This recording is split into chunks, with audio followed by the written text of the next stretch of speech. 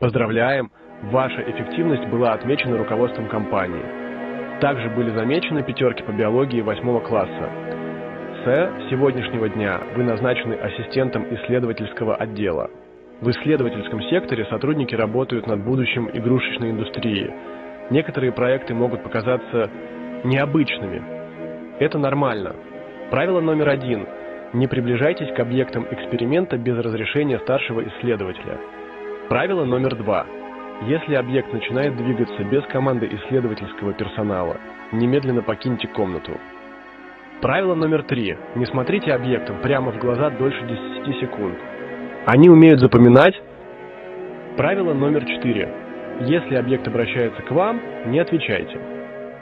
Помните, игрушки компании созданы для того, чтобы радовать детей.